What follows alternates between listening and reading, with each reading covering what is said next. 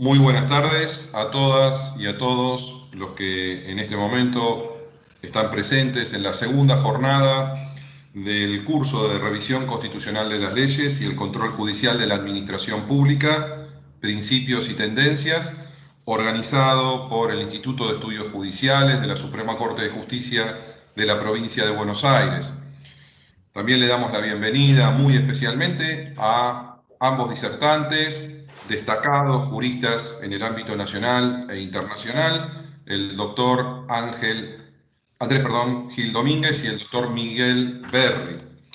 Ambos hoy disertarán.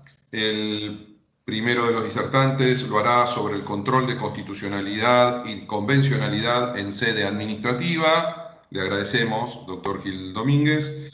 Y en segundo término lo hará el doctor Miguel Berri sobre el control de constitucionalidad y conflicto de poderes. Como ustedes saben, la dinámica de la jornada es que ambos disertantes utilizarán alrededor de unos 30-40 minutos para sus alocuciones y con posterioridad todo el auditorio podrá realizar sus preguntas, podrán ir realizándolas a lo largo de la charla claramente.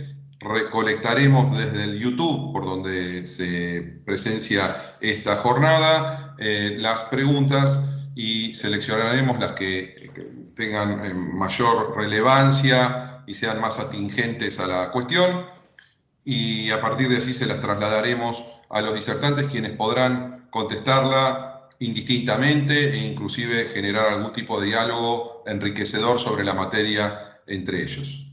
Muy agradecidos. Brevemente, sabemos que los dos disertantes son sumamente conocidos en el ámbito académico, nacional e internacional, pero brevemente algunas palabras del profesor y doctor Andrés Gil Domínguez. Es doctor en Derecho, por supuesto, y postdoctor en Derecho en la Universidad de Buenos Aires. Es profesor titular de Derecho Constitucional en distintas universidades, principalmente en la Universidad de Buenos Aires, profesor del doctorado de la Universidad de Buenos Aires y de otros tantos alrededor del mundo, principalmente la Universidad de Salamanca en España, en Sevilla también, investigador por la Universidad Autónoma de México, y en su carrera profesional y al margen también de las cuestiones puramente académicas en el ámbito universitario, se destaca que ha sido asesor de la Convención Estatuyente de la Ciudad de Buenos Aires, asesor de gobierno de la Ciudad de Buenos Aires y de la legislatura, fue subsecretario de Asuntos Jurídicos de la Universidad de Buenos Aires, consejero directivo del claustro docente, consejero del Colegio Público de Abogados y, si me permite él, podré decir que tiene una larga trayectoria en bibliografía acorde a la materia, que vamos a evitar mencionarla porque ha sido sumamente conocida. Le agradecemos, doctor Gil Domínguez, lo dejamos en el uso de la palabra. Muchísimas gracias. Muchísimas gracias, muy buenas tardes a todos y a todas. Muchas gracias por la invitación. Es un gran gusto para mí poder estar compartiendo este espacio de debate y de reflexión.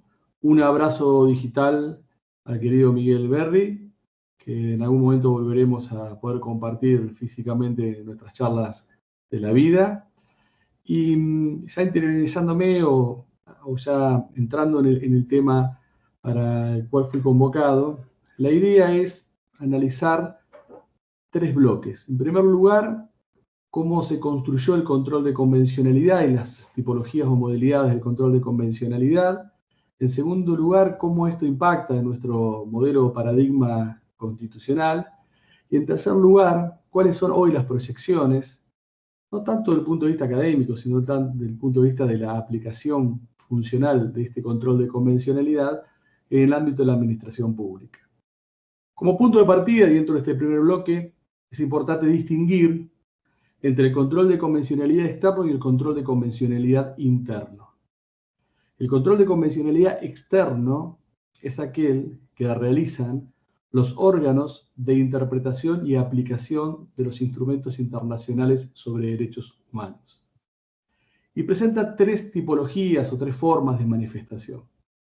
El primero es el control de convencionalidad externo reparador, que es cuando uno de estos órganos, puede ser la Corte Interamericana de Derechos Humanos, la Comisión Interamericana de Derechos Humanos, el Comité de Derechos Humanos, resuelve un caso y dicta una decisión jurisdiccional convencional. La Corte Interamericana de Derechos Humanos, a través de una sentencia, donde resuelve un caso donde se ha planteado la denuncia de una víctima o grupo de víctimas contra un Estado respecto de el incumplimiento o violación de los derechos humanos consagrados en la Convención Americana. O la Comisión Interamericana, o aplicando también el Pacto de San José de Costa Rica, o el Comité de Derechos Humanos, aplicando el Pacto Internacional de Derechos Civiles y Políticos, emiten un informe particular frente a una denuncia de una víctima o grupo de víctimas, haciendo recomendaciones a los estados para que estos reparen la violación detectada en ese caso particular. La segunda modalidad del control de convencionalidad externo es política y se manifiesta a través de informes que los órganos de control presentan respecto de las situaciones de los estados partes en cuanto a qué han cumplido y qué les falta cumplir a los efectos de dar plena satisfacción a los derechos consagrados en los instrumentos internacionales que estos órganos tienen como cometido interpretar y aplicar. Y la otra manifestación del control de convencionalidad externo es el control de convencionalidad externo preventivo, que se manifiesta cuando los órganos de aplicación e interpretación dictan resoluciones generales en forma de opiniones consultivas, de observaciones generales, donde desarrollan de manera abstracta el contenido de los derechos que están en los instrumentos internacionales sobre derechos humanos, ya sea conceptualmente, ya sea aplicándolo a determinados supuestos, ya sea vinculándolos con otros derechos que, si bien no están en los instrumentos internacionales sobre derechos humanos, son una consecuencia del ejercicio de los derechos consagrados en los mismos. Por eso vemos que la Corte Interamericana de Derechos Humanos ha dictado la observación general número 24, que habla sobre matrimonio igualitario, identidad de género, expresión de género, cuando el género ni siquiera es una de las categorías interrectores o protegidas establecidas en el artículo 1 y 2 de la Convención Americana, o también la propia Corte Interamericana ha dictado la opinión consultiva 23, sobre protección y tutela del medio ambiente, extendiéndola a los animales no humanos. Este ejercicio de control de convencionalidad externo en sus distintas variables no solamente tiene un sentido de otorgarle vigencia a estos instrumentos mediante lo que podríamos decir en generar un control concentrado, es decir, porque los únicos órganos que están habilitados para realizar este control de convencionalidad externo en sus distintas variables son los órganos de aplicación e interpretación de los instrumentos. Más allá de la función específica otorgada y de hacer efectivos los derechos y garantías contemplados en los instrumentos internacionales, estas decisiones convencionales, estas resoluciones convencionales, estos contenidos convencionales emergentes de esta clase de control en sus distintas modalidades, hace que se construya un corpus iuris de sentido, contenido y alcance de los derechos que están en los instrumentos internacionales y de los derechos conexos a los derechos que están en los instrumentos internacionales. Y si bien en el ámbito internacional de protección regional o universal hay un debate, una discusión sobre cuál es el efecto vinculante de cada una de estas manifestaciones, sentencias, informes particulares, informes por país, observaciones generales, una vez emitidas estas, en términos de establecer el alcance y el contenido de los derechos, todas las manifestaciones desde la perspectiva argumental tienen la misma jerarquía.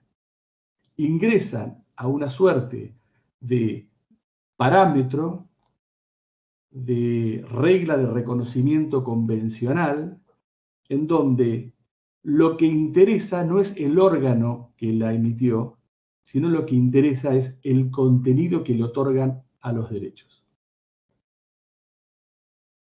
La Corte Interamericana de Derechos Humanos, especialmente, a través de su jurisprudencia y a partir de la existencia de este control de convencionalidad externo concentrado, empezó a construir pretorianamente el concepto de control de convencionalidad interno que debe ser aplicado por los Estados partes.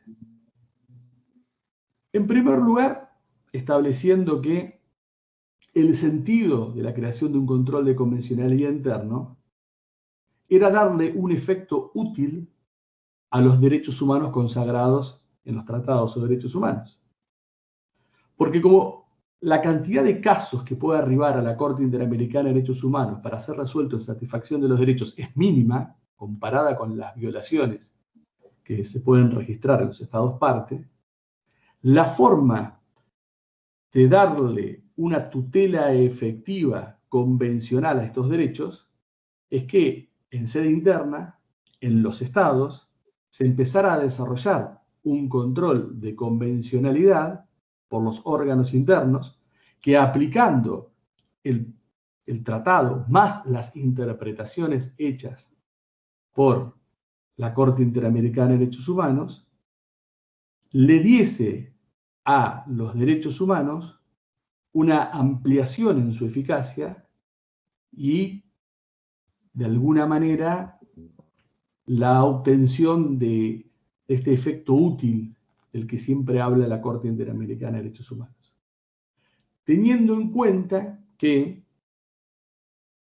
los instrumentos internacionales de derechos humanos no son instrumentos, no son herramientas estáticas, inmutables, sino que son instrumentos vivos que se deben adecuar a las necesidades sociales en cuanto a demanda de derechos humanos y que las interpretaciones, la jurisprudencia, las decisiones convencionales hacen que justamente tengan esta dinámica de adecuación a las demandas sociales.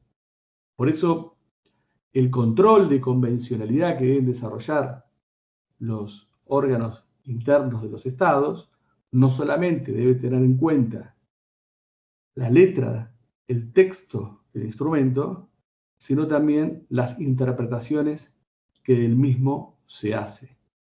Debe tener en cuenta que estas interpretaciones reflejan una dinámica social en términos de incorporar más demandas de derechos humanos y que este control debe priorizar la perspectiva de la aplicación del principio pro persona.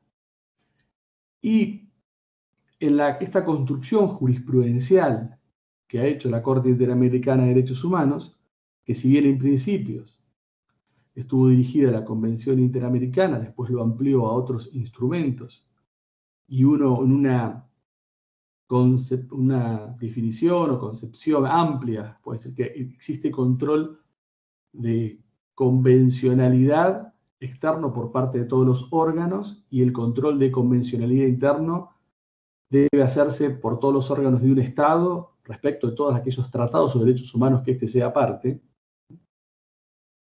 En esta construcción jurisprudencial, la Corte Interamericana de Derechos Humanos ha sostenido que el control de convencionalidad interno puede ser reparador La primera tipología es la tipología reparadora, esto es, anulando, invalidando normas, actos y conductas que sean contrarias a la Convención Americana, a los instrumentos internacionales sobre derechos humanos, pero también es posible que este control de convencionalidad interno tenga una faz constructiva, positiva, en donde lo que se realice sea no una invalidación de una norma, sino la interpretación de varias interpretaciones o la necesidad de buscar la interpretación de todas las posibles de esa norma en la aplicación de la misma, que sea más adecuada a esta regla de reconocimiento convencional que emana del texto y de las decisiones o disposiciones convencionales interpretadas. Y así, la jurisprudencia de la Corte Interamericana de Derechos Humanos ha establecido que el control de convencionalidad interno, en principio, correspondía al Poder Judicial, en las modalidades que cada Estado hubiese adoptado para el control de constitucionalidad.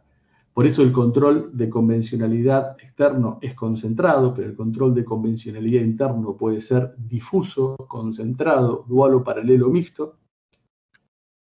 Estableció que este control de convencionalidad interno debía ser de oficio, y obligando a que si existía un control de constitucionalidad difuso, que no era de oficio, se transformara de oficio.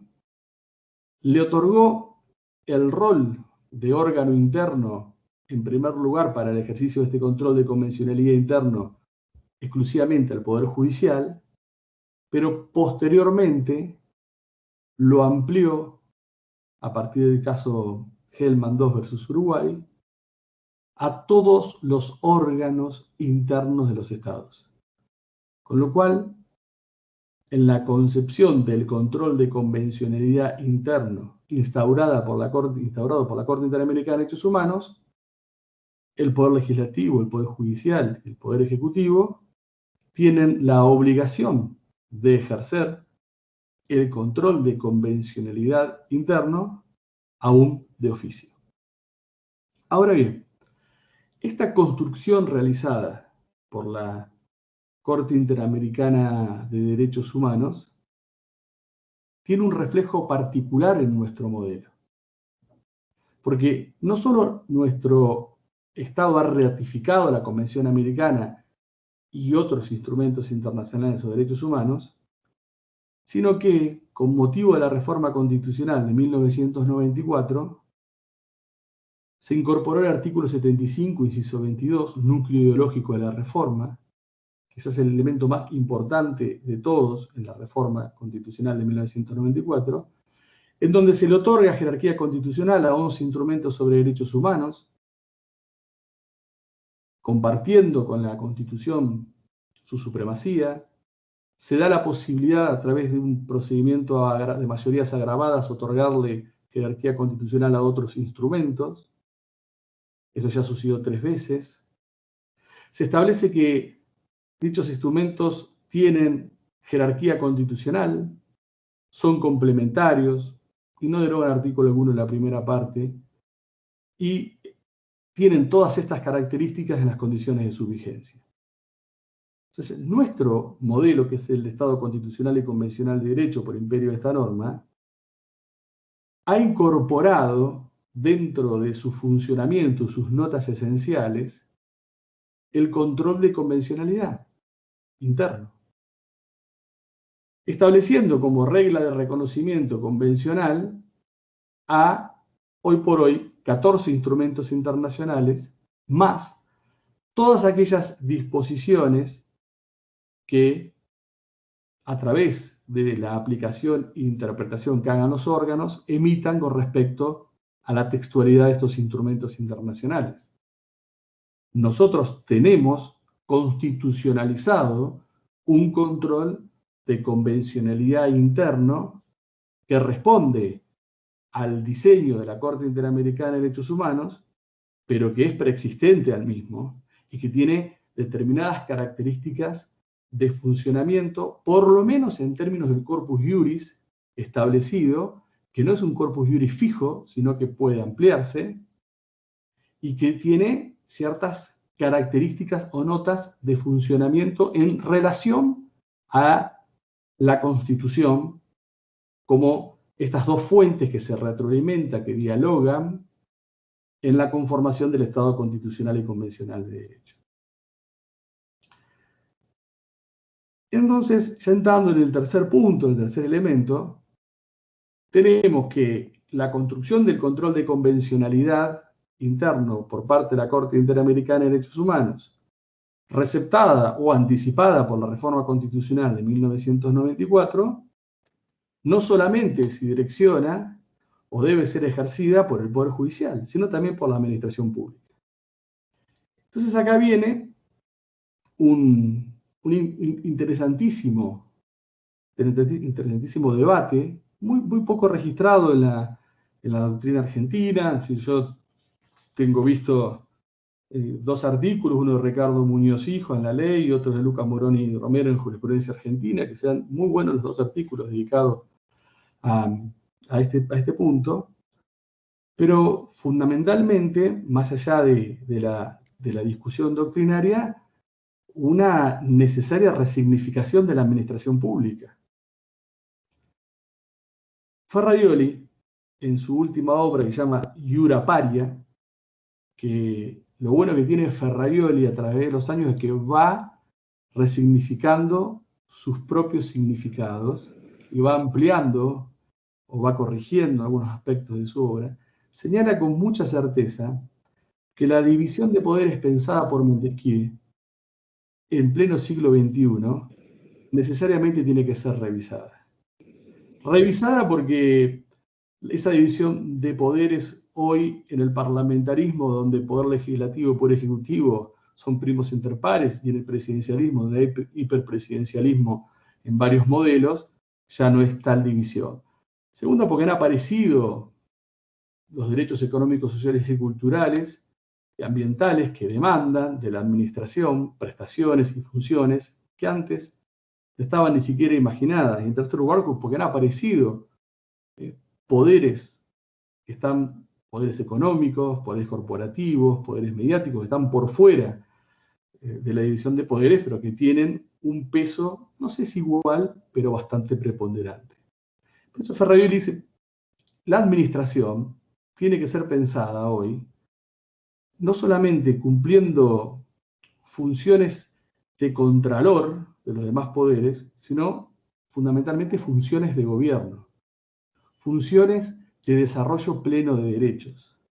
Entonces, de la conjugación de lo que propone hoy Ferrajoli, de esta relectura de la división de poderes clásica, más el control de convencionalidad interno de la administración, es donde podemos empezar a analizar qué nuevas pautas tiene que regir a la administración pública, teniendo como norte muy claro la convencionalidad.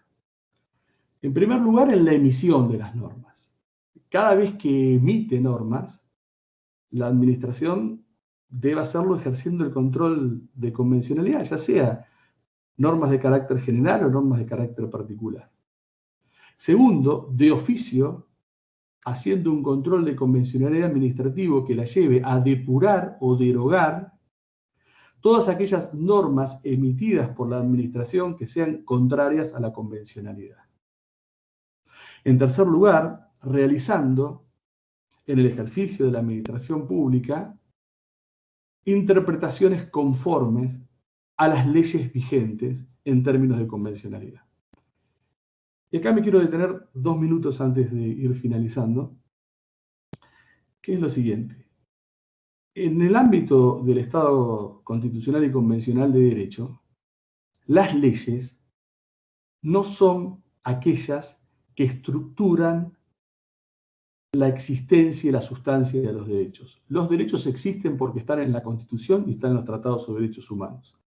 Las leyes son garantías primarias que persiguen satisfacer estos derechos, pero no los construyen ni los definen. Por eso, ante el ejercicio de control de convencionalidad interno por parte de la administración, cuando exista una ley que determine, o una situación de determinación de derechos o de concreción de derechos, esto es una situación de derechos en donde no hay otro derecho que choque con este derecho, y solamente hay un derecho que hay que concretar, que hay que desarrollar. En esa situación, con ley, sin ley o contra ley, la administración está facultada hoy, ejerciendo el control de convencionalidad, para dar satisfacción a los derechos como política pública o los derechos de una situación particular. ¿Haciendo qué? Corriendo la ley. Corriendo la ley o haciendo interpretaciones conformes de esa ley, a los efectos de garantizar la convencionalidad. Y esto, bajo ningún punto de vista, puede implicar que se viola la división de poderes, que se arrogan facultades legislativas, porque de esta manera lo que está haciendo la administración pública que cumpla con esta función es satisfacer obligaciones internacionales contraídas por el Estado argentino y dar encarnadura sociológica, como le gustaba decir a Germán y a Campos, de el modelo de Estado constitucional y convencional de derecho, especialmente de la fase convencional del 75, inciso 22. Y la administración pública también debe ejercer control de convencionalidad en el ámbito del derecho administrativo sancionador. No ya en el ámbito de las garantías debidas del proceso administrativo sancionador, sino también de la sustancialidad de los derechos en juego, producidos, ampliados, metabolizados por la convencionalidad interpretada. Muchos son los desafíos que le queda a la administración pública, construida sobre un derecho administrativo endogámico, de Estado legislativo de derecho, creador de sus propias instituciones y de sus propias justificaciones. Un desafío enorme, pero que no es un desafío solamente doctrinario, es un desafío de práctica, un desafío de eficacia, un desafío de demandas sociales traducidas en derechos, especialmente de DESCA, que son acuciantes en un país con más del 40% de pobres, con una macroeconomía totalmente desarreglada y con un futuro incierto. No se trata solamente de cuestiones doctrinarias, no se trata solamente de cuestiones de dogmática constitucional y convencional. Que la administración pública comience a realizar un control de convencionalidad interno de todas sus funciones habla o se refleja en una mayor satisfacción de los derechos, pero quizás en un horizonte de una sociedad, una comunidad más igualitaria, con menos desigualdades estructurales y con un poco de futuro para nuestros hijos e hijas. Muchísimas gracias.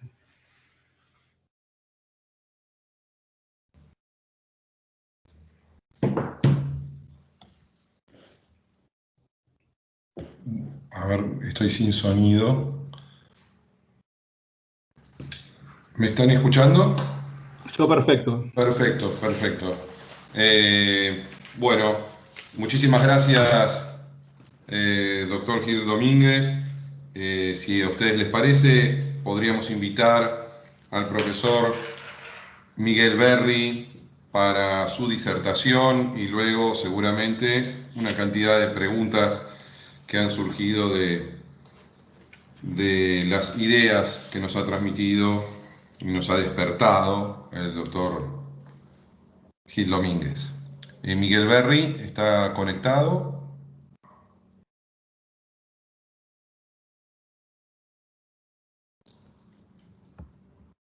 A ver, ponemos Miguel Berry. Camilo, ¿tenemos alguna dificultad? Está conectado, andaba con algún problemita en su conexión. De conexión. Se ha desconectado. Ahora me comunico con él. Perfecto, entonces si les parece, podríamos podríamos avanzar mientras esperamos al doctor Miguel Berry, si hay alguna reflexión o algún aporte hacia la locución del doctor Gil Domínguez. Aquí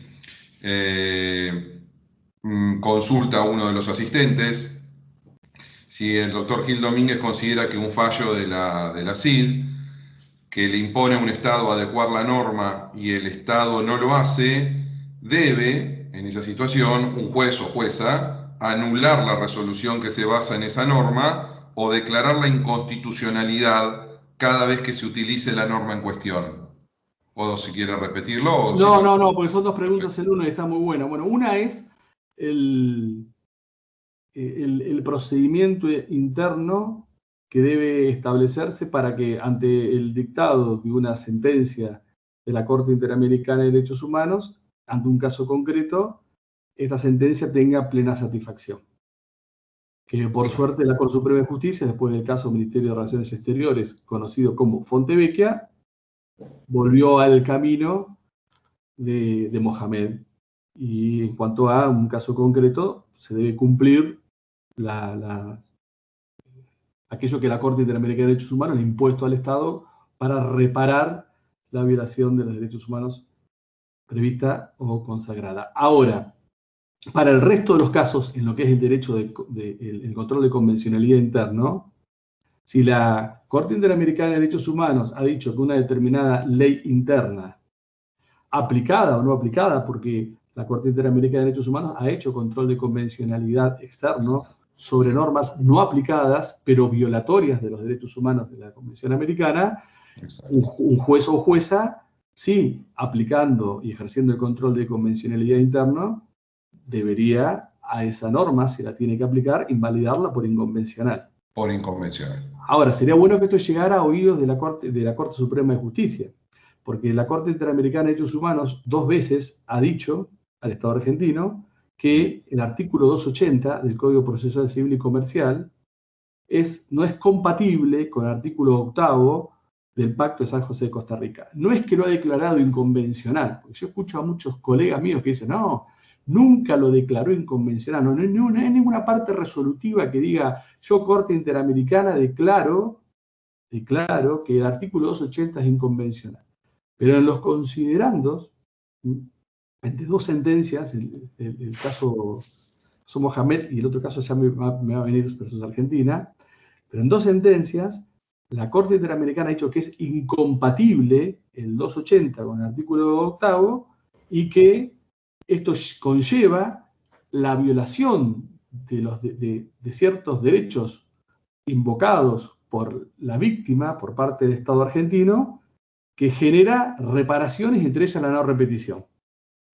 Entiendo. En esta pregunta sería bueno que la Corte, en un momento, asuma esta situación y resuelva que el 280, así como está redactado y aplicado, es inconvencional. Bien. Miguel, hemos comenzado algunas preguntas con Andrés. Atento al inconveniente técnico, me parece muy prudente terminar un par de preguntas. Sí, sería con la dinámica que tenemos. Interesante que cuando vos creas que puede haber un aporte tuyo a esas respuestas, también puedas participar sin ningún tipo de problema. Una segunda pregunta que hacen es ¿cómo se conjuga el control de convencionalidad interno difuso por parte de la administración pública frente al hecho de una ley no vetada por el Poder Ejecutivo, que luego vendría a ser descalificada por un órgano, por ejemplo, ministerial o por un secretario de Estado, que no ejerce la titularidad del Poder Ejecutivo? ¿Podría la ley ser descalificada por un convencional, por un órgano de la administración que no es el titular de la competencia resolutoria final? Sí, en la medida que quien resuelva lo haga en la resolución de un caso concreto o en la emisión de una norma de carácter general como garantía primaria de los derechos, lo puede y lo debe hacer. Bien. Lo puede y lo debe hacer. Porque esto tiene que quedar claro, ¿no? Que en un Estado constitucional y convencional de derecho, las leyes no son el techo del ordenamiento ni las que determinan el contenido de los derechos, son las que garantizan los derechos que están en la Constitución y en los tratados sobre derechos humanos. Y en el ámbito de la administración, si el órgano es competente para resolver esa cuestión que se le presenta y que va a resolver, está habilitado para ejercer el control de convencionalidad interno. No sé si invalidando, muchas veces no hace falta invalidar, o hace falta interpretar conforme a convencionalidad, ley interpretada conforme a convencionalidad, o si no directamente correrla. ¿Cuándo yo creo que la administración pública no está capacitada para correr una ley? Cuando una ley resolvió, ante una colisión de derechos, darle más peso específico a un derecho sobre el otro. Se entiende. Ahí creo que es el Poder Judicial el único que lo puede hacer. Ahora, aquí hay una pregunta, Andrés, que es interesante, conectado con esto que vos estás diciendo. ¿Debería abstenerse entonces de aplicar la norma del Estado o debería declararla inconvencional? Es decir, es una sutileza, ¿no? Pero digo, ¿hay que declararla inconvencional o directamente debe abstenerse de aplicarla? Sí, correrla o abstenerse. ¿Y cuál es la norma que aplica? La convencionalidad textual y la interpretada. Serían los considerandos. Exacto. Que me da fundamento. Sería una opción de aplicación de otra norma, no es que se abstiene de aplicar una, sino que opta por aplicar otra que es convencional. Que es la que da, que es la plataforma de creación de los derechos. Miguel, cuando vos quieras hacer algún aporte, por favor. Bueno, yo a Andrés le preguntaría, porque no lo pude escuchar todo, lo lamento muchísimo, puede ser que sus exposiciones son excelentes. ¿Vos te acordás de un caso, Andrés, del registro de las personas respecto del 558? No sé si lo desarrollaste, de las relaciones filiales, me gustaría que lo desarrolles, sino que era el nuevo Código Civil y Comercial en ese momento, y aparecen 3 personas con una relación a un futuro bebé, ¿no es cierto? Sí, bueno, eso nos está pasando en la administración pública, no solamente con el 558, que con las triples filiaciones, o lo que es la registración poliamorosa, sino también con la gestación por sustitución. ¿Por qué? Porque el Código Civil, el 558, dice que solamente uno puede tener una simple doble filiación. Puede tener mamá, papá, mamá, mamá, papá, papá, mamá o papá, pero no puede tener 3. Entonces hay una norma que genera una prohibición frente a una situación de un plan de vida poliamoroso registral o filial. Y por otro lado, nosotros no tenemos regulada la gestación por sustitución en el nuevo Código Civil y Comercial, con lo cual estamos frente a una laguna. Entonces, los registros se han enfrentado a una norma que impide el ejercicio de una registración poliamorosa sin que exista una colisión de derechos, sin que exista otro derecho que pugne con este derecho, y se ha enfrentado a la gestación por sustitución, que no está regulada en el Código, pero que sí surge de la Constitución y de los tratados sobre derechos humanos y de las interpretaciones que ha hecho no solamente la Corte Interamericana, sino también el Comité de Derechos Humanos. Entonces, muchos registros han aplicado la convencionalidad para resolver estos temas. Es decir, bueno, a ver, ¿el código qué me dice? 2 filiaciones. ¿El código es el techo? No, el código me establece una garantía básica. Acá tengo una excepción, y esta excepción está sostenida sobre el ejercicio de derechos fundamentales y derechos humanos, sí, entonces como registro. Y con gestación por sustitución, yo llevo inscripto, estoy esperando 4 nacimientos, estoy esperando ahora. Llevo inscriptas 34 nacimientos. Entonces, y todo sobre aplicar la convencionalidad. Bien. Aquí, Andrés, refiriendo a la pregunta anterior, esta referida a que la ley puede ser descalificada como inconvencional por un órgano de la administración, que no es titular de la competencia resolutoria final, de esa pregunta que habíamos hecho, pero referido a eso, nos plantean, dice, entonces, en función de tu respuesta, ¿no? Dice, es decir que en caso de que la última palabra la tendría un órgano inferior, no representativo de voluntad democrática, dentro del Poder Ejecutivo, esa situación sería distinta a cuando esto sucedería cuando ejerce ese control un juez.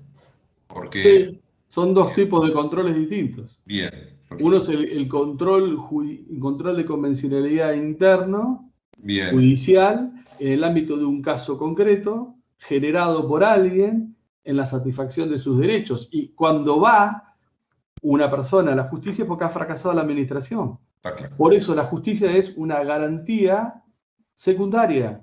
Porque Bien. si hay una pequeña anécdota de un debate que una vez tuvo Ferraioli, ¿no? Porque a Ferraioli le dijeron, pero bueno, a ver, la constitución, no sé si era de Perú, una constitución latinoamericana, tantos derechos que no se cumplen, invocaban un país nórdico que no tenía una constitución con tantos derechos y las cosas funcionaban mucho mejor que en esta. Y Ferraioli dijo, sí, que vivo, porque ahí la administración pública funciona bien. Funciona bien en términos de resguardo, tendrán menos derechos catalogados constitucionalmente y menos garantías procesales y menos control de constitucionalidad, pero la administración funciona. Por eso esa idea de Ferraioli de ya pensar la administración como una función, no solamente una función de poder, una función de gobierno en términos de garantía de derechos. Entiendo. Última pregunta para así ya le damos paso a Miguel y que comience su disertación. Disculpas nuevamente, Miguel, por la demora.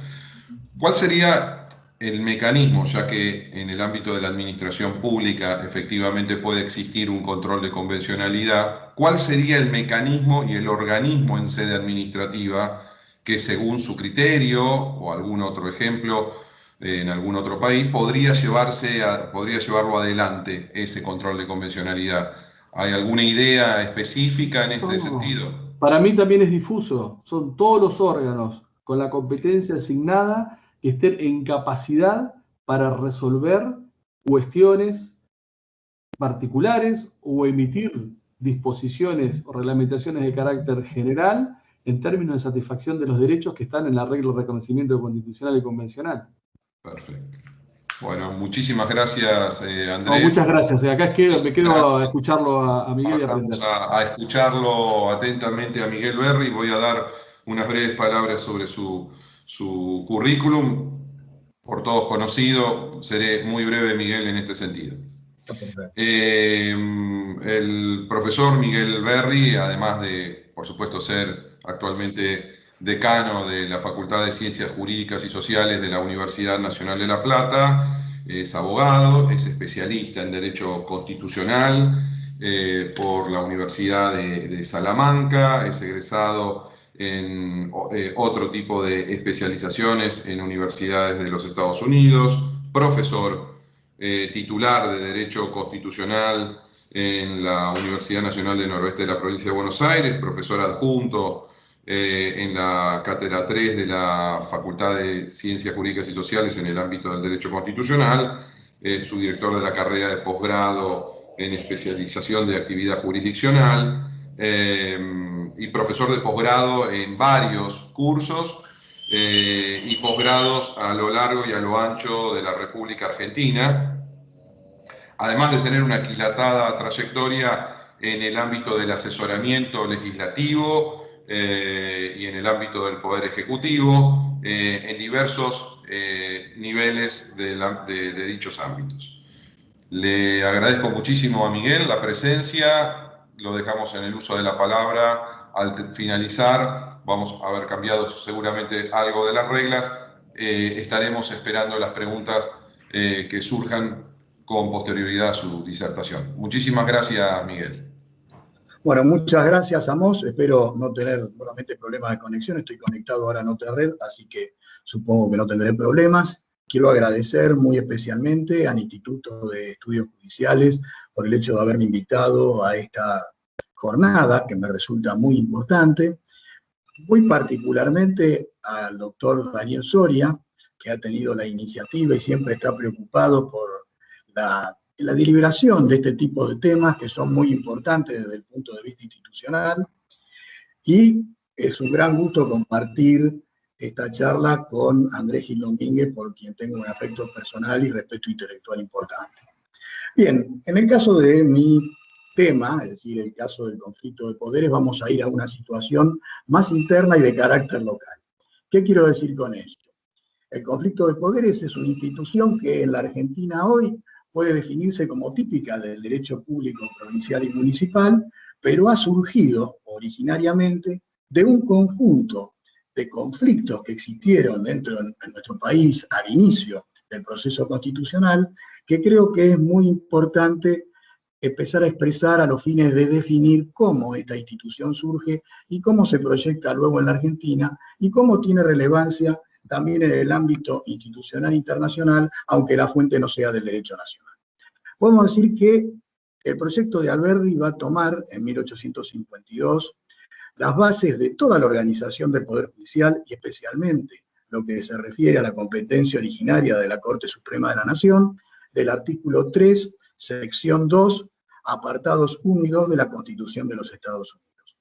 Pero además de definir esa competencia que hoy nosotros tenemos en los artículos 116 y 117 de la Constitución Nacional, Alberdi, en el marco del capítulo de gobiernos de provincia, va a incorporar también otra competencia en la Corte Suprema de Justicia de la Nación, que es la que se expresa en el artículo 127, y que conocemos como competencia dirimente, que dice que las provincias no pueden hacer la guerra unas a otras, sus quejas serán sometidas a la Corte de la Nación, quien las dirimirá. Es decir, serán dirimidas por la Corte Suprema de Justicia de la Nación. Con lo cual aparece otra competencia distinta, cuyos orígenes creo que están de la mejor manera explicados en el considerando quinto del fallo Provincia de La Pampa con Provincia de Mendoza sobre posesión de aguas y regulación, en lo que se refiere a la disidencia del doctor Fay. El doctor Fay, en ese considerando quinto, va a expresar que esa jurisdicción dirimente no va a tener su fuente en la Constitución de los Estados Unidos, sino que va a tener su fuente en el proceso histórico que va a tener la República Argentina, y para ello va a citar todos los comentarios de los constitucionalistas de principios del siglo XX, me refiero a Perfecto Araya, a Monte de Oca, a González Calderón y fundamentalmente a Joaquín B. González, quienes van a decir expresamente que el resultado de los conflictos internos que ha tenido el país necesitaba que existiera una especie de árbitro que resolviera los problemas que podían tener las provincias de una manera distinta a lo que era la jurisdicción originaria y exclusiva a la que se refiere el artículo 117. Fay nos va a decir que estos constitucionalistas decían, y él mismo lo va a decir en su considerando, que conocer y decidir es distinto de dirimir. En esta forma va a llegar este proyecto que va a tener una suma importancia en la Constitución de 1853, conjuntamente con la importancia que tiene la Constitución de los Estados Unidos. Como bien sabemos todos, la Constitución de 1853 va a ser muy limitativa con relación a la autonomía de las provincias. Es decir, las provincias no van a tener la autonomía que va a traer como resultado la reforma del 60. La Constitución de 1853 tuvo muchas disposiciones que fueron modificadas, desarrolladas o suprimidas por la Convención de 1860, y voy a mencionar algunas que tienen relación con esta temática. Por ejemplo, el artículo 5 decía que las constituciones provinciales debían ser aprobadas por el Congreso de la Nación. El artículo 41 sometía a los gobernadores de provincia a juicio político por el Congreso de la Nación. Es decir, que el Congreso de la Nación podía destituir a los gobernadores de las provincias. El artículo 74, inciso 11, que es el antecedente del 75, inciso 12 actual, no establecía la reserva de las jurisdicciones provinciales según que las cosas o las personas caigan bajo sus respectivas jurisdicciones, como dice en la actualidad. Y el artículo 98, que es el que se va a referir a competencia originaria y exclusiva de la Corte Suprema, va a establecer este tipo de conflictos como una competencia originaria de la Corte Suprema de la Nación, designándolo de tal manera como los conflictos de poderes que se sucedieran internamente en alguna provincia. Es decir, los conflictos de los poderes públicos dentro de alguna provincia iban a ser resueltos por la Corte Suprema de Justicia de la Nación.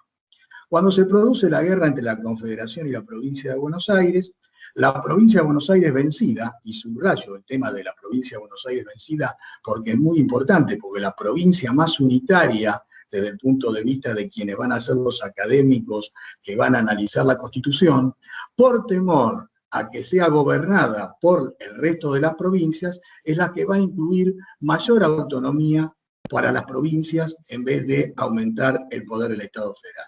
La provincia de Buenos Aires va a aplicar muy fuertemente la necesidad de mayor autonomía de las provincias. Entonces, como resultado de esta guerra, se va a producir el Pacto de San José de Flores, y el Pacto de San José de Flores va a traer como consecuencia la revisión de la Constitución, para lo cual en la provincia se van a enfrentar dos grupos, uno en el que va a estar Vicente López, Bernardo de Irigoyen, Cané, etcétera, y el otro, que va a ser el grupo triunfante. Menciono estos dos grupos, van a tener que ver luego en la reforma constitucional de 1873 de la provincia de Buenos Aires, y el otro grupo donde van a estar Cruz Obligado, Mármol, Mitre, Sarmiento y Vélez Arfiel. El grupo que va a triunfar va a ser el grupo del Club Libertad, que es este último, y este grupo del Club Libertad va a generar una comisión en la que van a estar estas personas que eran juristas y analistas importantes, en el caso de Vélez Arfiel, Sarmiento, bueno, todos los conocemos, no vamos a desarrollar las capacidades de cada uno, van a hacer la revisión de la Constitución de 1853 y van a agregar todos estos conceptos de autonomía que mencionaba hoy, y van a quitar de la Constitución de 1860 esta competencia originaria y exclusiva en materia de conflicto entre los poderes públicos de una provincia. En 1873 se va a reformar la Constitución de la provincia de Buenos Aires. Esa reforma de la Constitución de la provincia de Buenos Aires va a traer como consecuencia que el Club de la Paz, que estaba representado por Vicente López, Bernardo de Irigoyen, Cané, etcétera, o Cantos también, que fue un convencional muy importante en la discusión de esta temática, sean representados en esa convención constituyente, y en esa convención constituyente se va a volver a discutir el punto de la existencia de conflicto de poderes. ¿Y cuál va a ser el fundamento para incorporar el conflicto de poderes, que va a denominarse de otra manera, porque se va a definir que la Corte va a tener competencia originaria y exclusiva en los conflictos de competencias entre los poderes públicos? Es decir, ya no hablaba más de conflicto de poderes, sino que se hablaba de conflicto de competencias entre los poderes públicos. La defensa específica, que la van a llevar Vicente López y Ocantos, y también Bernardo de Irigoyen, va a ser que de esta manera se iba a garantizar una instancia más para poder resolver el conjunto de problemas que habían tenido las provincias y no llegar con ello a la intervención federal. Obviamente, esta predicción no fue la predicción razonable para esos años, porque de 1873 a 1889 la provincia de Buenos Aires fue intervenida en varias ocasiones, pero sin embargo Faustino Oregón, que también es un constitucionalista de una primera época, va a decir que el objetivo del derecho muchas veces está visto en una esperanza hacia el futuro, que en definitiva hoy pudimos resolver. Conclusión: en la Constitución de 1873 va a estar la norma con las mismas características que tiene ahora respecto de la competencia originaria y exclusiva de la Corte, y además se va a sumar otra norma que va a ser la de los conflictos municipales, que va a copiar en manera muy parecida a lo que dice el artículo 127 de la Constitución respecto de la jurisdicción dirimente. Es decir, va a decir, como dice actualmente el artículo 196 de la Constitución de la provincia de Buenos Aires, que los conflictos municipales entre el departamento ejecutivo y el departamento deliberativo, o los que se generen dentro de este último, o los que se generen entre las municipalidades entre sí, o entre las municipalidades y autoridades provinciales, serán dirimidas por la Suprema Corte. Es decir, que en este marco tenemos los dos aspectos de los conflictos que se van a generar. Llega la reforma de 1934, en la reforma de 1934 también se vuelve a reproducir el hecho de empezar a discutir nuevamente si esta institución o este mecanismo debía ser incorporado en la Constitución. Para ello se trae una obra de Luis Vivarela, donde Luis Vivarela era muy crítico de esta institución porque decía un poco recordando en cierto modo Vélez Sarsfield que los jueces no pueden terminar juzgando los conflictos de los poderes públicos y que además la institución no había dado un resultado razonable. Sin embargo, los constituyentes de 1934 van a incorporar este concepto nuevamente en el ámbito de la Constitución de la Provincia de Buenos Aires, y aquí nos encontramos con el conflicto de poderes en sí mismo. ¿Cómo lo podemos definir al conflicto de poderes? El conflicto de poderes es un mecanismo institucional que convierte a la Corte en tribunal constitucional a los fines de resolver un conflicto o una controversia entre autoridades públicas respecto de la invasión de sus competencias otorgadas por la Constitución por parte de otro poder público. Creo que de esta manera se describe el conjunto de propiedades que tiene el concepto del conflicto de poderes.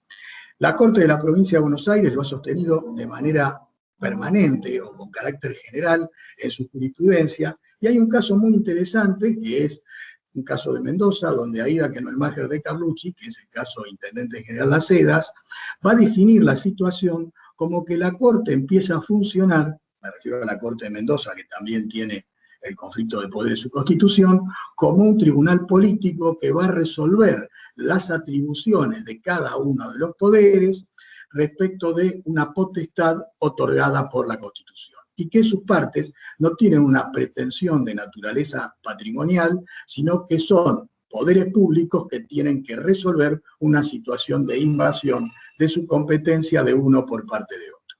Aquí tenemos una primera visión desde el punto de vista de la jurisprudencia de cómo va a ser el conflicto de poderes. ¿Cómo se va a instrumentar el conflicto de poderes en la provincia de Buenos Aires? Muy bien, en una primera etapa va a aparecer, vamos a ver código vigente, en los artículos 689 y 690, el Código Procesal Civil y Comercial de la provincia de Buenos Aires, donde se va a estipular claramente que el conflicto de poderes no constituye una demanda regular de tipo procesal, sino que es una denuncia. ¿Por qué una denuncia? Porque lo que está sucediendo es que un poder es denunciado por otro poder como que sus atribuciones otorgadas por la Constitución han sido invadidas. La Corte va a pedir, una vez hecha la denuncia, que va a tener todo un fundamento, es decir, que es similar a la demanda, pero se habla de denuncia porque la Corte va a actuar como Corte, Tribunal Constitucional, que va a considerar la regularidad del acto o el contenido de ese acto con relación a las atribuciones otorgadas por la Constitución, va a pedir todos los antecedentes al poder que ha sido denunciado, y este va a remitir, donde también va a tener alguna defensa respecto de la situación que ha traído como consecuencia la iniciación del conflicto. Y allí la Corte va a resolver a quién corresponde la atribución y si corresponde declarar la invalidez del acto o la inconstitucionalidad de la norma que ha sido impugnada a través de este mecanismo. Creo que hacer una breve recorrida por parte de la jurisprudencia de la Corte de la Provincia de Buenos Aires es muy interesante respecto a este tema. Vamos a empezar por los casos más sencillos y luego vamos a ir a los casos más complejos, algunos casos para no excederme en el marco del tiempo. En primer lugar, tenemos el caso de presidente de la Cámara de Diputados sobre conflicto de poderes. Se trataba de un caso de una diputada de apellido Cantero que había pedido licencia. La Cámara había hecho asumir y prestar juramento a un diputado de apellido Russo, y la gente del partido político, es decir, los miembros del partido político constituían una alianza con esa lista a la que le seguía la diputada Cantero, el diputado Russo, impugnan esa situación por una violación a la ley de paridad de género ante el Poder Judicial. El juzgado contencioso administrativo, en primera instancia, dispone una medida cautelar por la cual dice que en lugar del diputado Russo tiene que asumir la diputada La Rosa, y luego dicta sentencia. En ese interín, el presidente de la Cámara de Diputados plantea un conflicto de poderes respecto del Poder Judicial porque un juzgado estaba tomando atribuciones que eran propias de la Cámara, que era la toma de juramento de este diputado que aparecía en violación del principio de paridad de género establecido por la ley. y la Corte en ese caso resolvió que no había conflicto porque estaba en el ámbito del Poder Judicial y que estaban de por medio todas las instancias recursivas que podían existir mientras un órgano judicial está entendiendo la materia. Otro segundo conflicto interesante fue el que planteó el presidente de la Junta Electoral de la provincia respecto de la obligación que le había otorgado la ley para constituir la nómina de los jurados en la incorporación del juicio por jurados en el ámbito de la provincia de Buenos Aires. El presidente de la Junta Electoral, haciendo sus fundamentos en el artículo 60. Hay varias preguntas, mientras tanto. Sí, hay varias preguntas que seguramente podríamos ir respondiendo. Había una justo para el doctor Gil Domínguez que quedó sin responder y justo comenzó Miguel. Andrés, si te parece, podés responder, te hago la pregunta. Sí, a disposición. Ahí está. A ver, si vuelve Miguel y está en conexión, dejamos esa pregunta. Cortamos, dale. Ah, me reconecté. Me van a hacer recibir de conector de... No, que no sé qué pasa, estoy con los dos teléfonos, pero... Me parece muy bien. Retomamos entonces. El último minuto no se escuchó bien. Bien, Junta Electoral entonces plantea que la legislatura ha invadido el ámbito de sus atribuciones establecidas por el artículo 63 de la Constitución de la provincia y como consecuencia de ello plantea el conflicto de poderes y la Corte se lo rechaza porque en el artículo 63 se establece claramente las facultades que le acuerde la ley, es decir, no solo las facultades que pretendía la Junta Electoral, sino además otras facultades que le podía otorgar la ley, y era razonable que esas facultades estuvieran en el marco de la Junta Electoral. Otro caso muy interesante es fiscal de Estado de la provincia de Buenos Aires contra juzgado de faltas del consumidor número 2 de La Plata. También participa una persona en la carátula que es Barletta Valeria con IOMA, sobre denuncia contra IOMA, Instituto de Obra Médico Asistencial de la provincia de Buenos Aires.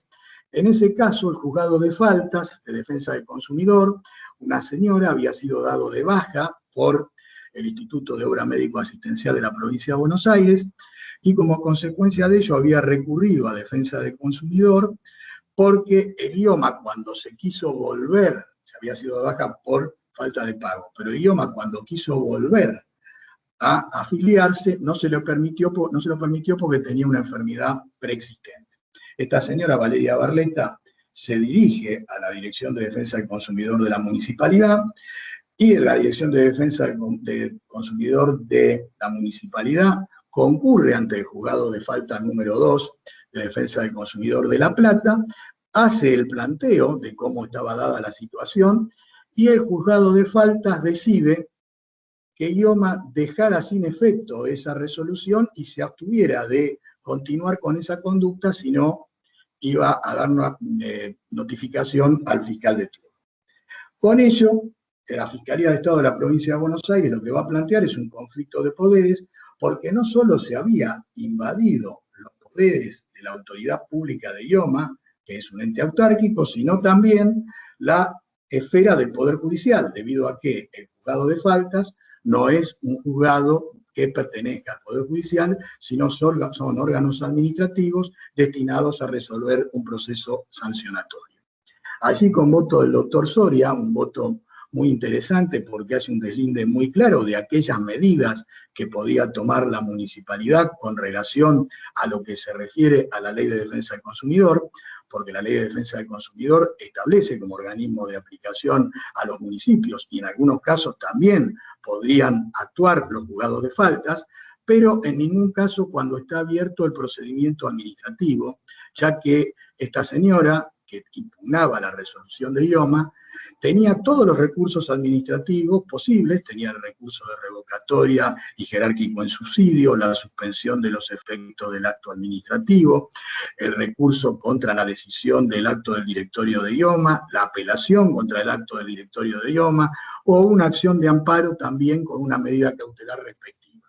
Y lo interesante, más allá del rechazo, porque había en realidad un desborde de las competencias por parte del Juzgado de Faltas de Defensa del Consumidor de la Municipalidad de La Plata, es que se reconduce en cierto modo el proceso porque se dejan 60 días en los cuales esta persona va a poder mantener la afiliación hasta tanto pueda ejercer el derecho de defensa ante los órganos correspondientes. Además de que se hace una clara división de lo que es la materia del consumidor y la situación del Instituto de Obra Médico-Asistencial de la Provincia de Buenos Aires. Voy rápido porque los cortes me alteraron un poquito. Entonces vamos al último caso, que es el caso más interesante, que se denomina Gobernador de la Provincia de Buenos Aires plantea conflicto de poderes. Este es un caso interesante porque uno de los puntos que se ha sostenido históricamente respecto del conflicto de poderes es que el veto y luego el control de constitucionalidad podía servir como un mecanismo con relación a lo que podía ser una desaveniencia entre el Poder Legislativo y el Poder Ejecutivo, que era la situación más puntual que se tomaba en cuenta sobre todo en la discusión en Francia a partir de la Revolución Francesa. Es decir, el veto puede resolver los problemas en los cuales haya controversia entre el Poder Ejecutivo y el Poder Legislativo. La conclusión en este caso es que la Cámara de Diputados, a través de un legislador, crea un conjunto de cargos, categoría 19,5, en el ámbito del Poder Judicial de la Provincia de Buenos Aires, y la ley se sanciona, el Poder Ejecutivo la veta, y el Poder Legislativo insiste sobre la sanción de la ley. Los argumentos del Poder Ejecutivo en el veto era que se habían violado lo dispuesto en el artículo 103, inciso 2 de la Constitución de la Provincia de Buenos Aires, que establece expresamente que la iniciativa legislativa en materia de gastos le corresponde al Poder Ejecutivo.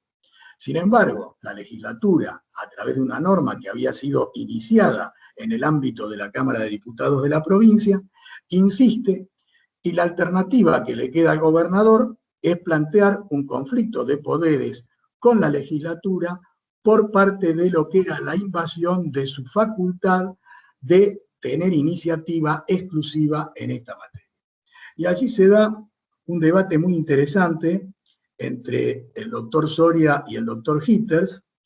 El doctor Soria sostiene que el conflicto de poderes tiene una sustanciación razonable en los artículos 689 y 690, además de que se obliga al dictamen del procurador de la provincia de Buenos Aires en la materia, y que si el acto que invadió los poderes del otro poder es un acto legislativo y que claramente surge del cotejo de la Constitución con el acto llevado a cabo, que hay una incompatibilidad clara en el ejercicio de ese poder, ello tendría que traer como consecuencia la declaración de inconstitucionalidad de la norma. El doctor Hitters sostiene que ese procedimiento no era el procedimiento adecuado, en virtud de que había un marco de conocimiento muy restringido que no era propio del control de constitucionalidad. La Corte resuelve, en definitiva, lo que vota en primer lugar el doctor Soria, que yo creo que era lo más razonable en el sentido de que cuando está abierta la jurisdicción, el control de constitucionalidad es una competencia propia, inmanente, que tienen los jueces y que hoy pueden llevar a cabo hasta de oficio.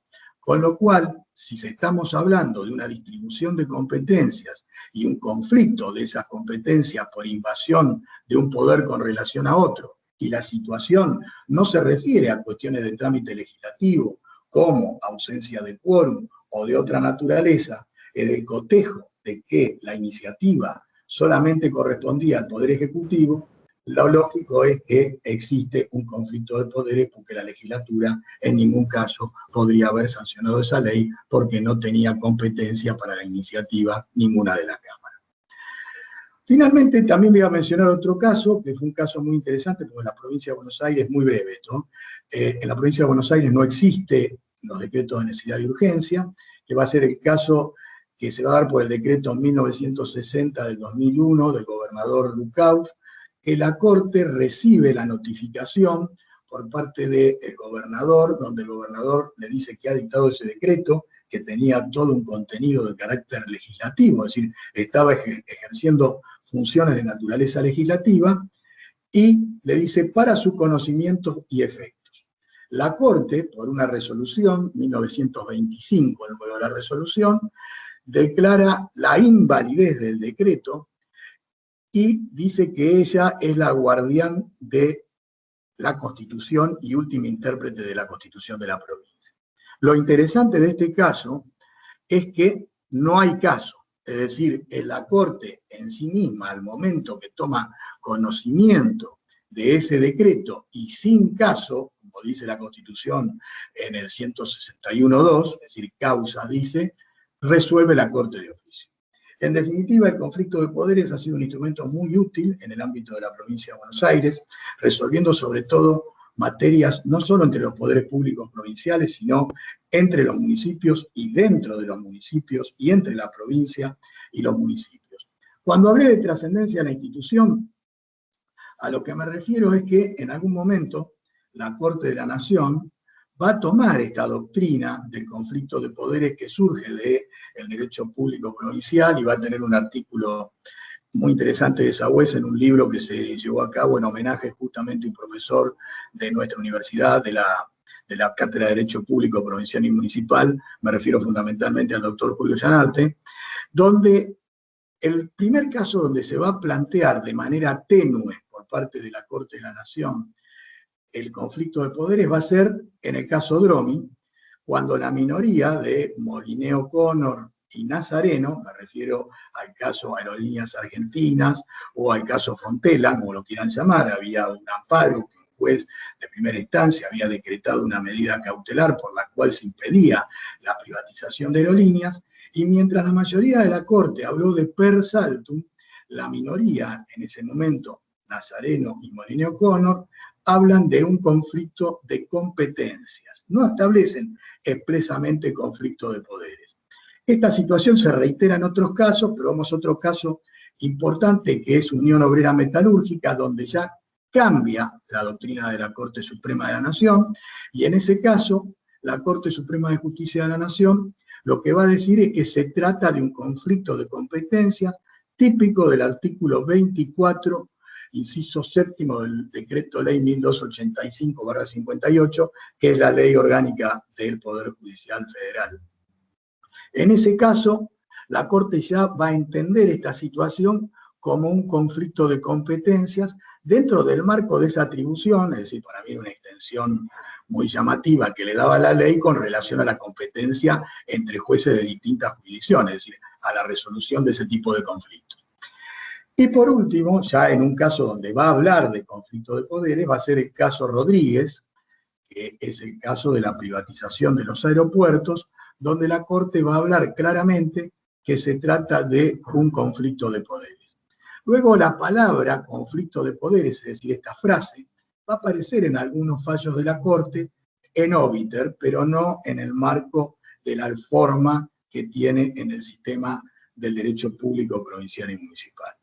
Por último, para finalizar, podemos decir que no ha sido tomado del derecho argentino, pero aparece en otras constituciones, aparece en la Constitución de Checoslovaquia y en la Constitución de Viena de 1920, que fue hecha por Kelsen, aparece posteriormente también y en la actualidad en el artículo 91 de la Ley Fundamental de Bonn, en el 134 de la Constitución italiana y en varios países de América Latina. Por mí, muchas gracias, disculpen las interrupciones, la velocidad de la exposición y el nerviosismo que me puso el teléfono y los cortes.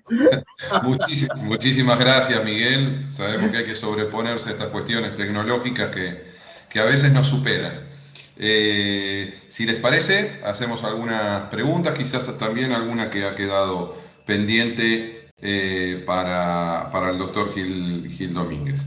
La primera pregunta que tenemos para Miguel es: el conflicto que vos relatás, digamos, ¿solo se produce en caso de actos o normas o también frente a omisiones o actuaciones materiales de un poder que afectan la competencia de otro poder? El conflicto claramente se produce por la invasión de un poder a la atribución de otro poder. Bien. Si la vía de hecho supone la invasión de la actividad de otro poder, obviamente esa actividad de hecho implica un conflicto de poder. Exacto. Ahora bien, que puede ser, por ejemplo, en un caso, municipalidad de San Nicolás, conflicto de poderes, que recuerdo ahora que se había llamado a licitación pública el Calado y Puerto de San Nicolás, que era una tierra que pertenecía ya desde ese momento al dominio público de la provincia y la municipalidad solamente tenía un permiso de uso. Llama a una licitación pública, el fiscal de Estado plantea un conflicto de poderes y obviamente la municipalidad es vencida porque se había tomado una atribución llamando a la licitación, es decir, había generado actos que, digamos, generaban la invasión en el ámbito del poder de la provincia de Buenos Aires. Bien. Ahora, respecto de la omisión, no se me ocurre la situación. Sí se me ocurre la omisión con relación a lo que hablaba hoy el doctor Gil Domínguez, de mandatos que tiene, por ejemplo, el Pacto de Derechos Económicos, Sociales y Culturales por parte de políticas públicas del Estado, pero no con relación a esta acción. Bien, y aquí otra pregunta que quizás puede ser para los dos, porque tiene que ver con la inconvencionalidad o con la inconstitucionalidad.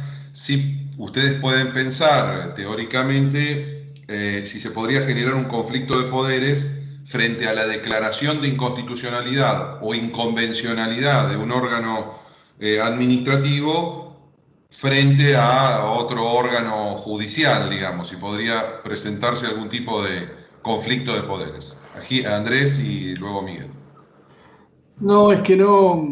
Es que cuando hablamos de declaración de inconvencionalidad por parte de la administración pública, no estamos utilizando un término correcto, porque esto está pensado para. Es un concepto pensado para el Poder Judicial. Cuando uno habla del control de convencionalidad interno de la administración, habla de la capacidad que tiene la administración de hacer interpretaciones conformes a la ley, ya sea, por ejemplo, agregativas. Una ley le atribuye a determinadas, o atribuye determinado acceso a una política pública a quien cumple ciertos requisitos. Y hay una persona que no cumple esos requisitos, pero que el no acceso implica que se está violando sus derechos. Entonces la administración puede decir, yo hago una interpretación conforme agregativa, que digo que a esa ley que establece estos requisitos, la amplío a estos para que esta persona pueda entrar, por ejemplo. Entonces no existiría un conflicto de poderes desde ese punto de vista. Yo después tengo una pregunta para Miguel, si me permitís. No, me parece muy bien. Miguel, no sé esta del conflicto de poderes y si una declaración... Yo entiendo que lo que se quiere preguntar es como la atribución del control de constitucionalidad correspondería al Poder Judicial, si el Poder Judicial podría plantear un conflicto de poderes. Bien. En tanto y en cuanto exista causa, que es el elemento, es decir, agravio a un derecho por parte de alguien, podría suceder que eso se plantee como se planteó en el caso que comenté hoy con el juzgado de faltas, es decir, no solo se planteaba el conflicto de poderes con IOMA, sino se planteaba que el juez de faltas se había arrogado atribuciones del Poder Judicial y como consecuencia de ello nos encontrábamos en un conflicto de poderes. Ahora, me resulta difícil imaginar el caso para que sea favorable la decisión. Exacto.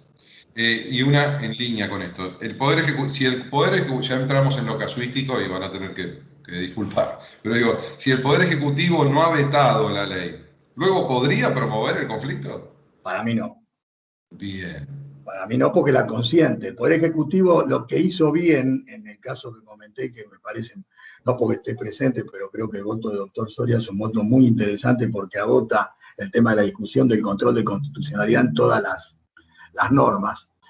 El Poder Ejecutivo no puede consentir. Si el Poder Ejecutivo consiente, no lo puede plantear él. Lo que había hecho bien el Poder Ejecutivo es que había fundado en el 103.2 su veto.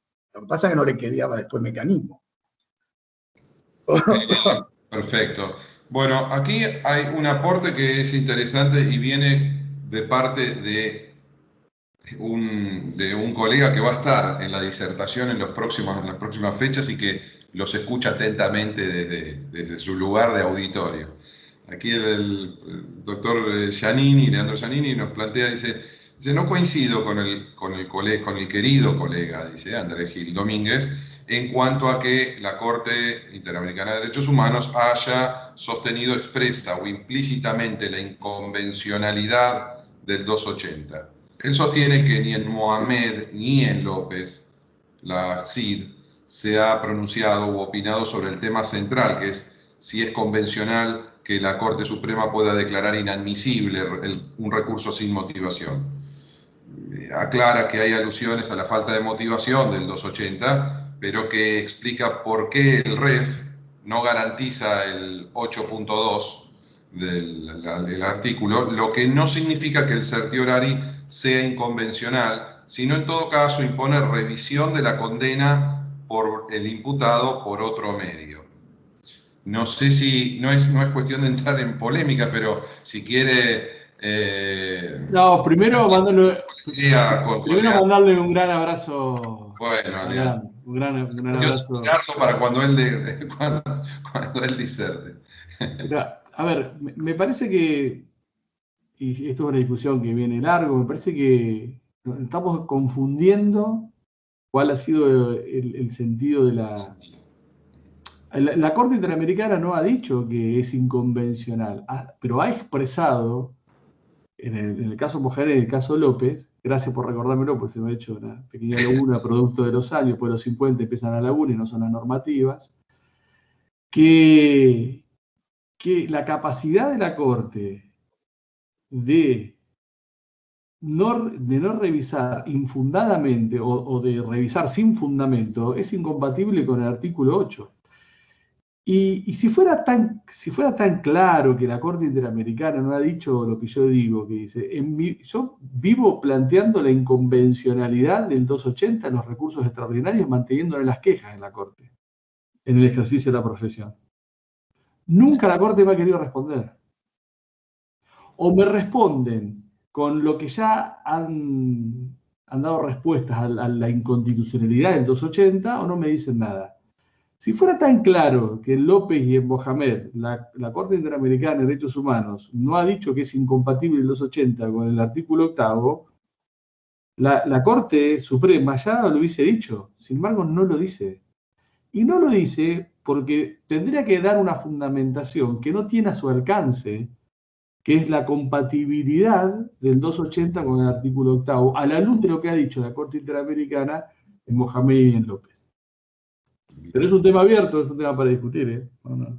Bien.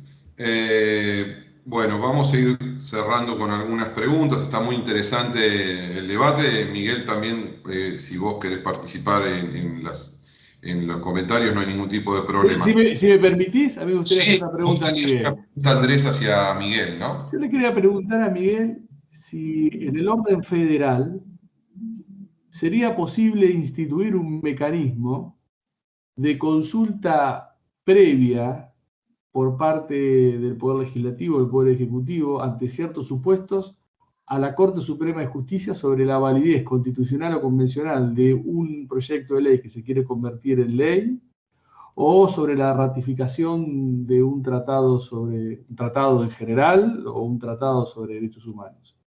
Si para evitar el conflicto de poderes en el orden federal sería posible, y si Rosati, en Cristina Fernández de Kirchner, presidenta del Senado, sobre acción declarativa de principios del año pasado, cuando estableció el parámetro del diálogo entre poderes, no abrió alguna ventana al respecto. Bueno, si voy a lo estrictamente, vos lo querés preguntar, está bien, desde el punto de vista de una teoría de un tribunal concentrado reformando la Constitución, obviamente estoy de acuerdo, no tendría inconveniente.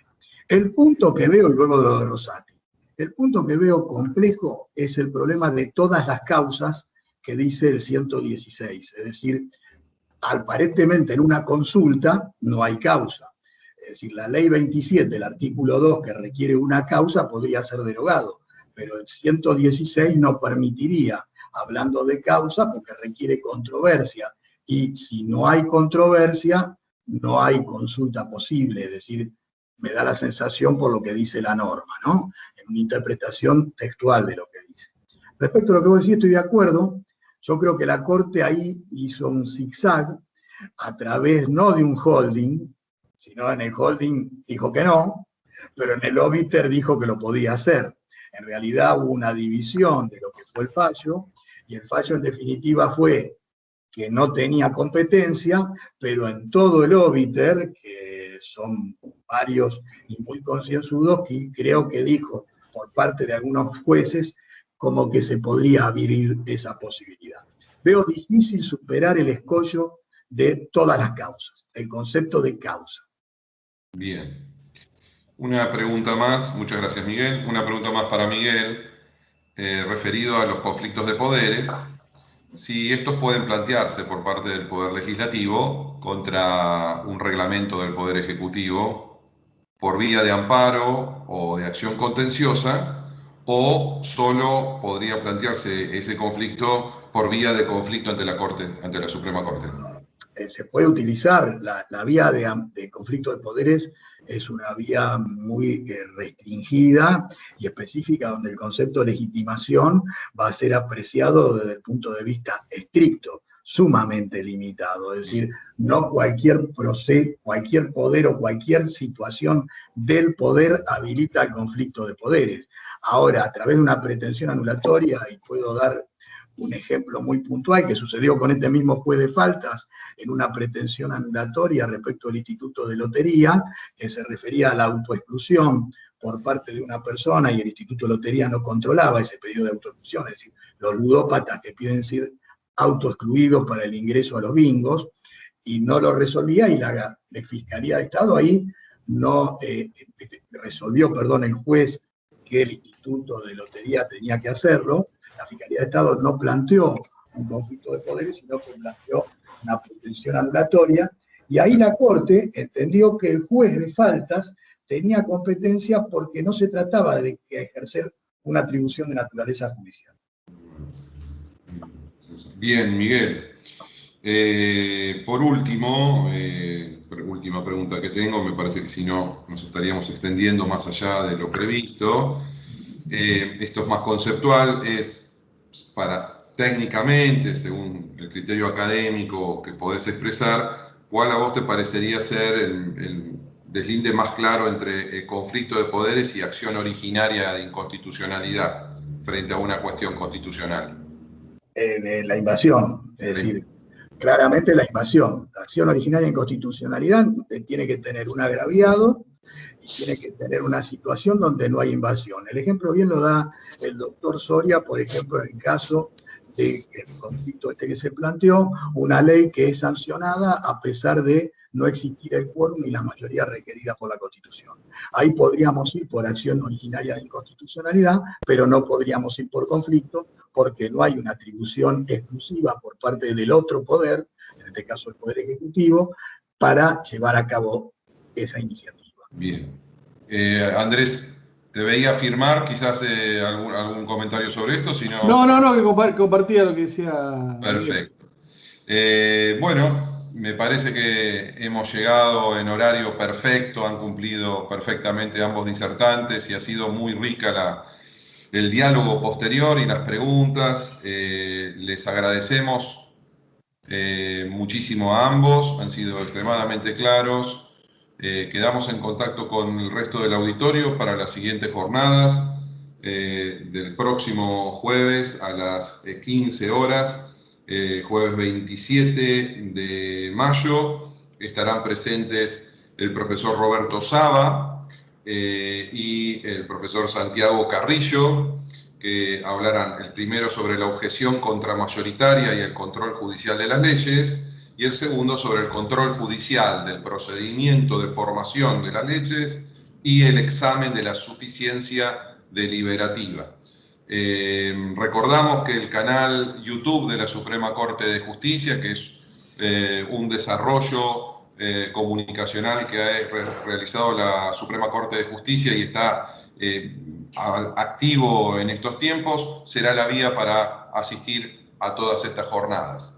Muchísimas gracias a ambos, Andrés, Miguel, los esperamos nuevamente seguramente y les agradecemos a todos y a todas las asistentes al curso y los esperamos el próximo jueves. Muchísimas gracias. Muchísimas gracias, muy buenas tardes. Muchas gracias, Andrés, muchas gracias, Amós, muchas gracias a todos. Por favor, abrazo. Chao. Chau, chau.